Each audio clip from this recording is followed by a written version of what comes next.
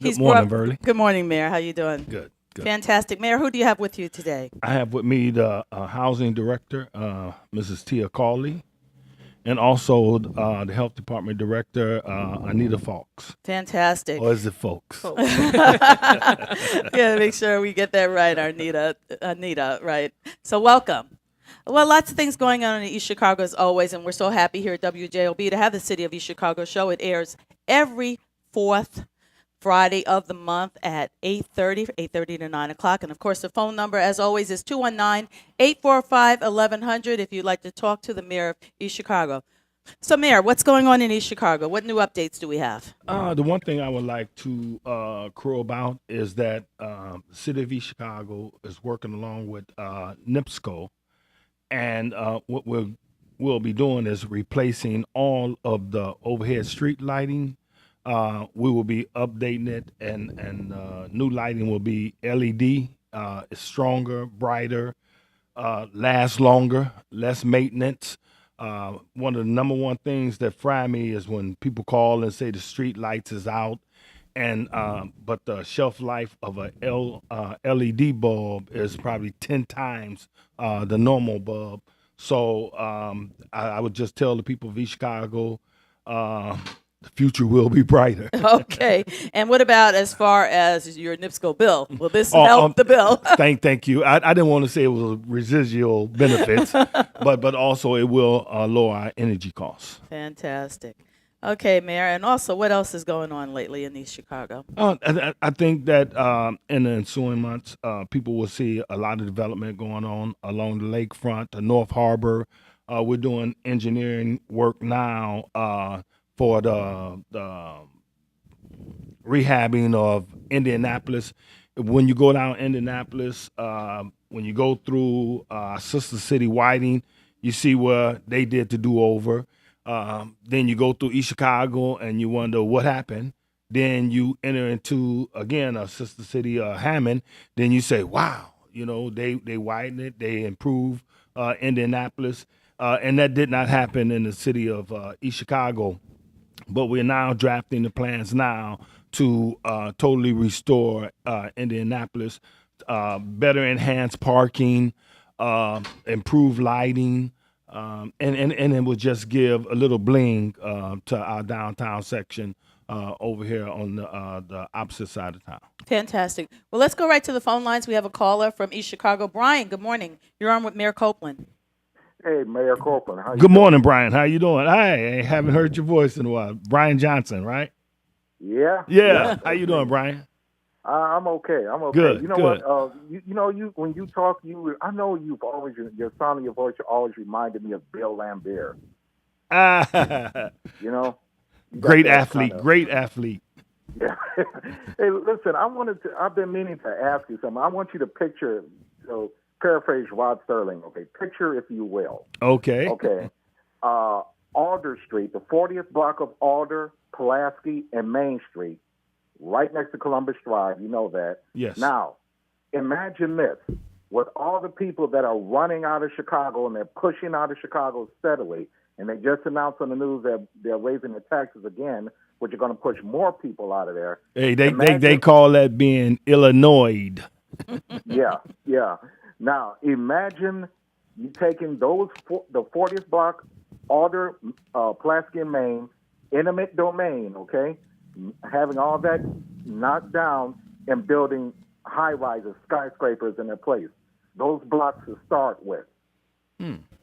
Well, what did it say? The things that make you say, Okay. So, Brian, how about rethinking that and developing over by the South Shore where those same people can get off a train and walk to their new condo or apartment and get back on that train to go to work every day?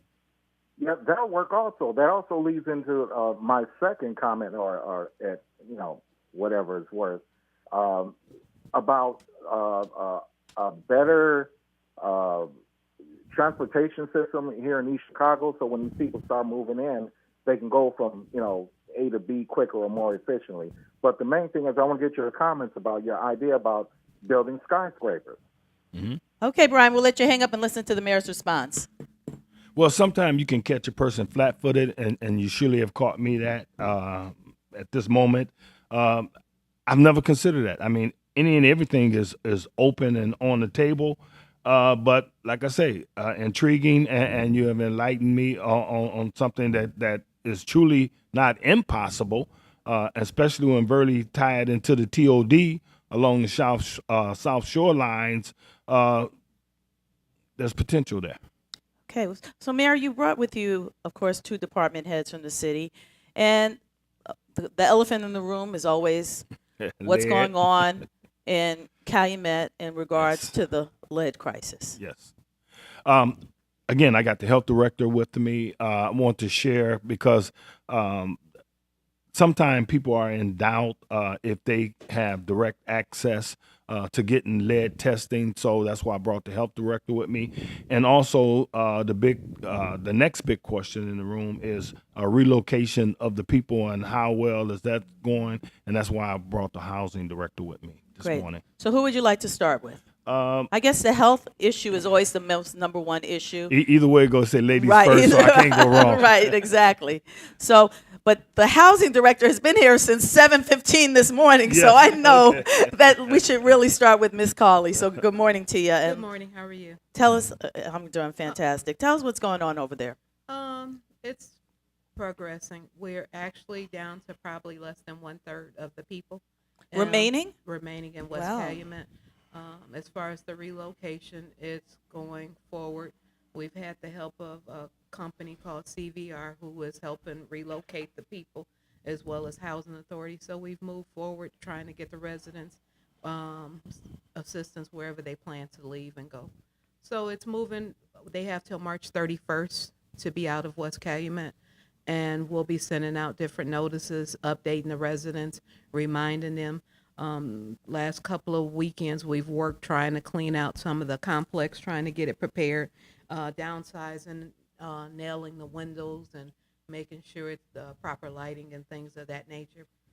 So we don't have as many people, but we want to make sure we don't have as many criminal activities. Exactly. You don't want any squatters coming in.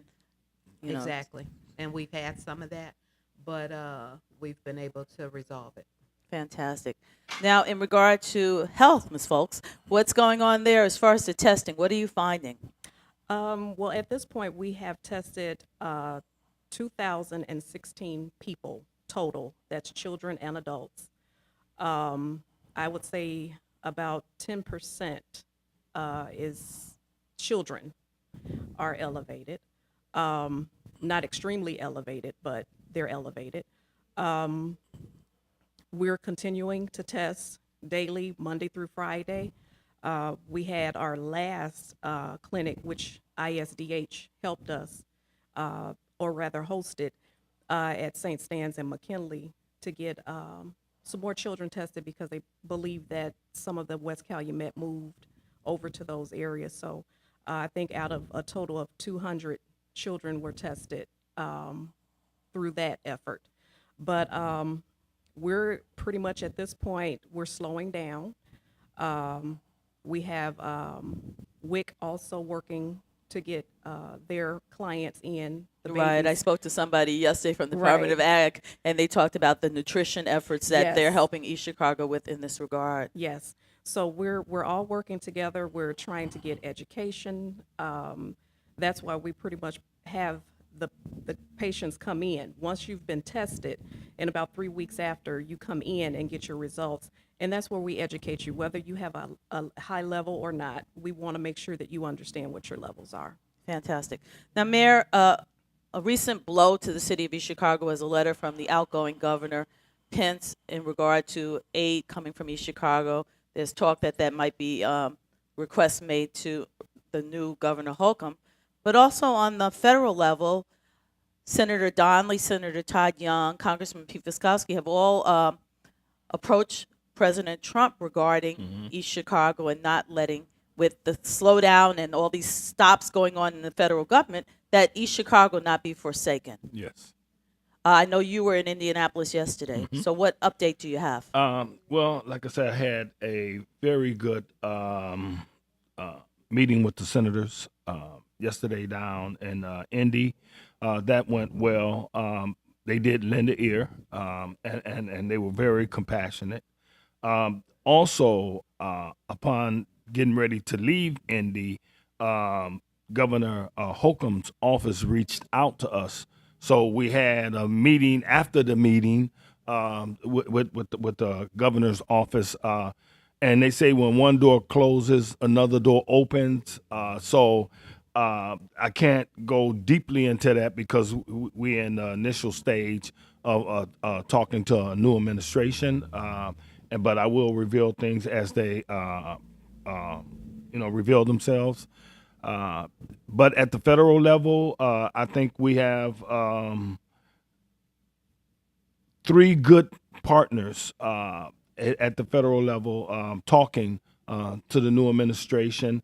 I don't think the new administration have closed any doors. I take it right now, maybe this is an assessment period of them wanting to see what the EPA have done in the past and then maybe reassess how they're going to go and move in the future. So I just, basic thing, keep hope alive that nothing will change as far as the cleanup in East Chicago. Well, definitely, we hope that the EPA doesn't get dismantled because then it'll be a free for all, and things like what happened in Flint and in East Chicago will get even worse in other communities and in these communities. But you have so many environmental issues.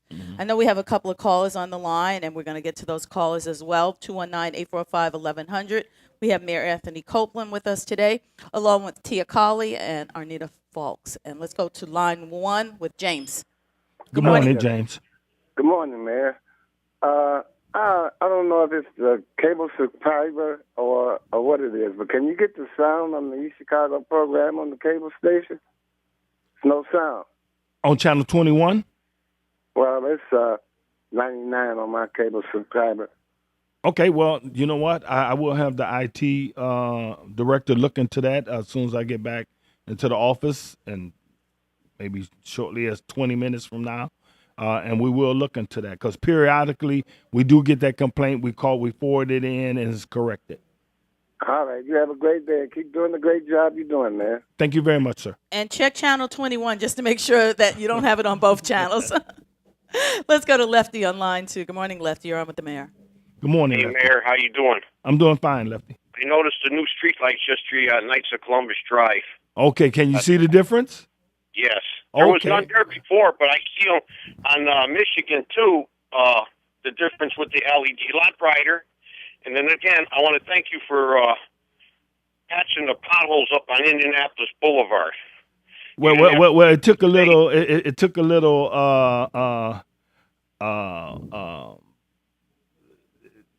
On bended knee, asking NDOT to come up and do it, so I can't take all of the credit for it. No. It was our East Chicago guys that were patching them.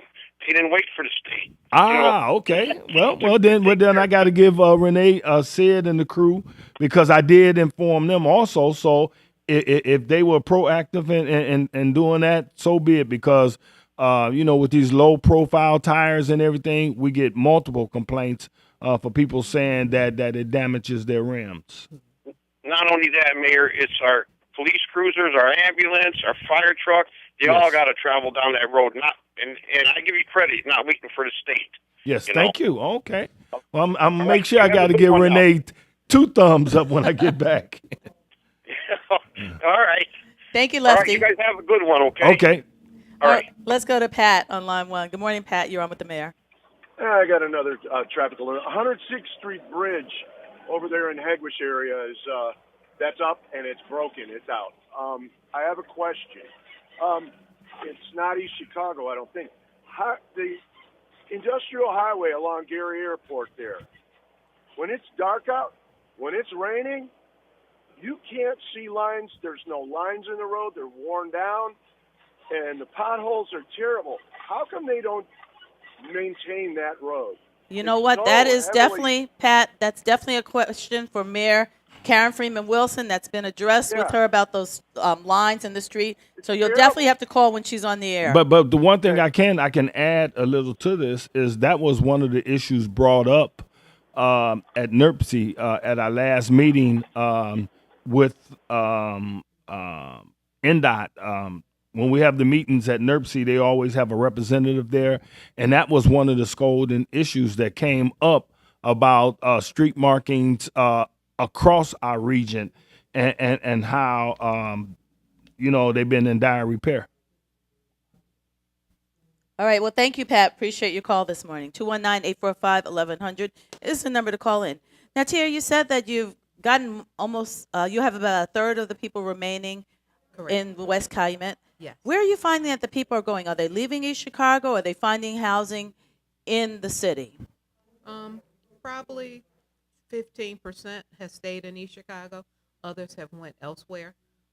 We've worked with other housing authorities, and they've put joint effort to help us remove the people.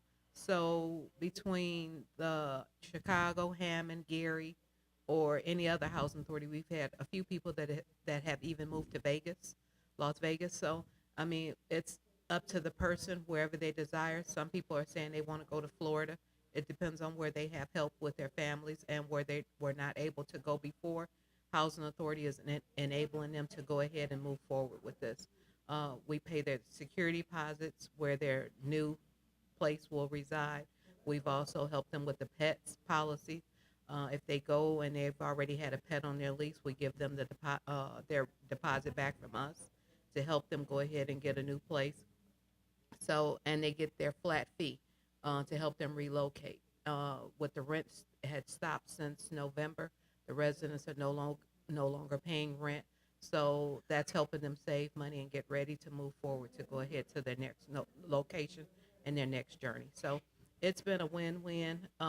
It's sad to see that our community has closed down the way it did, but it's about the safety of the residents, and the mayor asked housing authority to take a handle and move as quick as possible to help get the residents out of there. So that's what we've done. We've contacted HUD, and HUD's been right there. I have a HUD official. Her name is Lindsay, and she works with me at least 3 to 5 days a week. So we have HUD right there on the premises that's helping every day, try to get the people whatever they need as best as we can. Also, Now- Tia, sorry. did NIPSCO help with them with deposit? NIPSCO, what they did was they allowed the city, the residents in the community not to pay a deposit. So wherever if they live somewhere in Indiana, they've waived the fact that they don't have to pay a deposit. So NIPSCO, and as well as in Chicago, Tom Edison, they've have given the residents a waiver where they don't have to pay a deposit. So this way it wouldn't cause a more hardship for them, because you don't know when you go to that new place what the NIPSCO deposit would be. So NIPSCO, and like I said, Tom Edison has worked with the residents as long as they show proof that they were a West Calumet resident, and helping them go ahead and get established where they're going. Now, that's interesting that across the border with Con Ed that they're doing that. Was that something that HUD had Yes. made the request to them to do, since it's a federal? Well, we reached out to several different places, not only with NIPSCOs, with just deposits in general, anywhere that we could, and we sent letters asking the people, that the residents are going through a hardship, and if there's something you can do. And those were some of the companies that reached back to us and said that they would be more than willing to help, because they didn't want the residents to have to suffer. And that was even with the new landlords also Correct. asking them to Not relieve require- them of that traditional Security deposit. security deposit. Oh, that was fantastic. Yes. Mhm. Now, of course, we know this is a 3-phase issue, Mhm. and you have homeowners who are concerned about property values and Mhm. lead issues in other parts of the Calumet area. Mhm. What is moving forward on those issues? I can tell you that I'm set to meet with Jerome Prince overall about assessment or any how can I say with the assessed value is usually based on fair market, but I am going to sit down with Jerome Prince on that issue. And it's kind of hard when it comes to appealing, because that's usually a personal thing. The individual that owns the property usually go and do the tax appeal. But that's something that I will be talking to Jerome Prince about. Okay, great. Mm-hmm. Now, as far as the health department and the testing and the program that was set up at at Kerry Gosh, Mhm. once everyone's been moved out, what goes forward there with Kerry Gosh? As far as testing, we will be just doing testing at the health department. Okay, so that will close, Right. and you don't know how long the HUD and Environmental Protection Agency will be working out of there. Well, they already informed the superintendent that they won't be coming back in the spring. So that was another issue heard yesterday at the appropriation hearing. The superintendent was also there asking for assistance because with the loss and drop in the enrollment for the school, they get $7,500 per student, and because of the population drop, it will make a difference in millions for them. So they were sitting literally next to us, asking the Senate yesterday for help. Well, I know the school city and the city of East Chicago are separate, but I know with school city they're asking for a referendum to have an increase. And that's separate from them And asking yesterday for dollars and assistance. right. Mhm. So, do you think that East Chicago is going to end up having to close more schools, or do you believe that this is a referendum that's needed and that people should support it? You know, I hear when they say separation of church and state. Well, I make sure separation of. So I couldn't draw you into that, No, you Mayor. can't draw me into it because I was a proponent for elected school board. You were. And are. fought for that for years and years. And once that became a reality, I made sure I kept my 2 cents to myself. Okay. Well, Mayor, as far as the future of the West Calumet housing complex and 1/3 left to leave, what do you do next? Gary had Ivanhoe. They tore it down. It was left, unutilized, and now they plan to have an industrial park there. What do you see for the future of that site? There was a town, and then On with the responsible party. the possibility, and you brought your utilities director with Yes. you. Mhm. Have there been any more issues regarding that?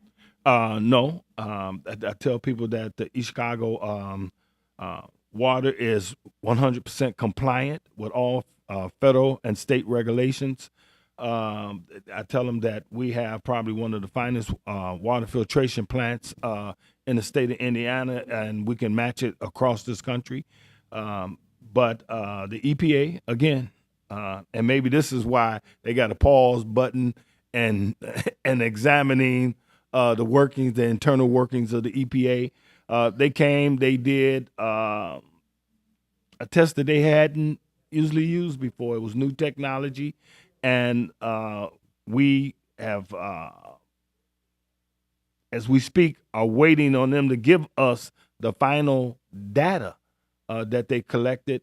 But even the EPA and IDEM and everybody else that done looked at our water supply and say we are in full compliance with the copper lead rules, which governs all of the cities that we have to comply to that copper lead rule.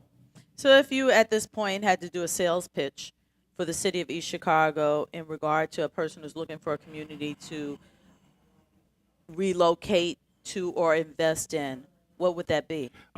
It would be that shortly after I became mayor, I had a person tell me that if people are looking to come to a community for the first time, that they wouldn't look at East Chicago. They would look outside. They would go south, young man, go south.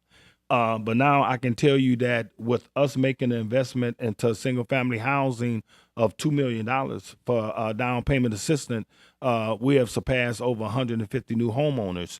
And I can tell you, and I'm proud to say, this is for the 5th year in a row, crime in the city of East Chicago has gone down. And that's compounded return. I mean, down on top of down on top of down on top of down.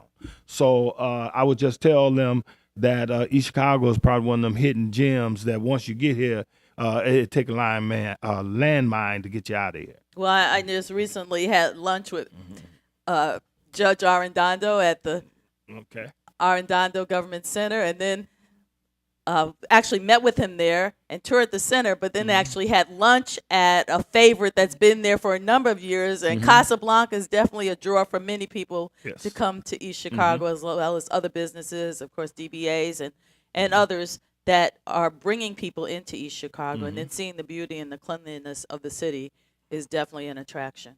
Yes. So thank you, Mayor Copeland. Thank you. Thank you, Tia Colley. Thank you. Thank you, Anita, folks. Thank you. Appreciate you coming on. This has been the City of East Chicago show here on WJOB AM 1230. Stay tuned for Veterans Views.